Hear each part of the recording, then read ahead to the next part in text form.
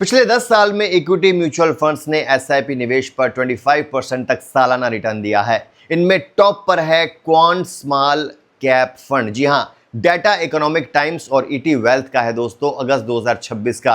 अगर आप लंबी अवधि के निवेशक हैं तो ये वीडियो जरूर देखिएगा। लाइक, शेयर और सब्सक्राइब करना ना भूलिए चैनल को। चलिए, मेन खबर क्या है आप सुन लीजिए। ईटी वेल्थ की रिपोर्ट के मुताबिक 5 इक्विटी फंड्स ने पिछले 10 साल में एसआईपी पर 20% से ज्यादा एनुअलाइज्ड रिटर्न दिया। सबसे ज्यादा लगभग 24.5% तक। यानी अगर आपने हर महीने नियमित एसआईपी की होती तो आपका पैसा कई गुना बढ़ जाता। याद रखिए, यह सिर्फ ऐतिहासिक रिटर्न है, भविष्य की गारंटी नहीं होता। ये टॉप 5 फंड्स की लिस्ट बताते हैं आपको कौन कौन सी थी, एक एक करके आपको बताते हैं। पहला, क्वांट स्मॉल कैप फंड, 10 साल एसआईपी रिटर्न लगभग 24.5%, स्मॉल कैप कैटेगरी का स्टार, हाई रिटर्न लेकिन बहुत हाई रिस्क। सेकंड है Nippon India small cap fund, 10 साल एसआईपी रिटर्न लगभग 21.6%, सबसे बड़े स्मॉल कैप फंड्स में से एक, अच्छी ट्रैक रिकॉर्ड। तीसरा है Invesco India mid cap fund, 10 साल एसआईपी रिटर्न लगभग 20.5%, मिड कैप कैटेगरी से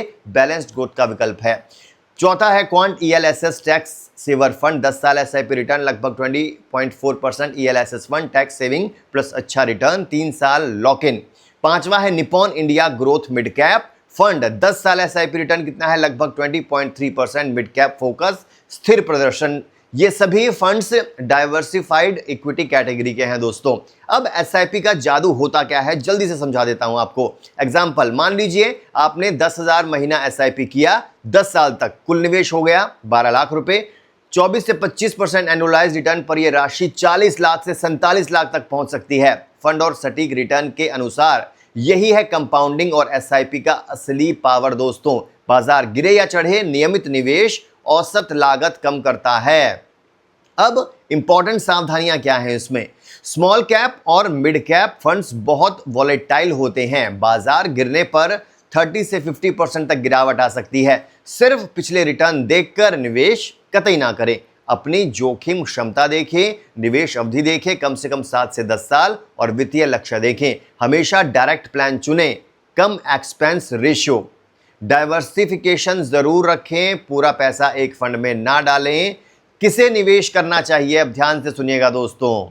हाई रिस्क लेने वाले युवा निवेशक बने, 10+ साल का लंबा होराइजन वाले बने, रिटायरमेंट या बच्चों की शिक्षा जैसे लंबे लक्ष्य वाले बने।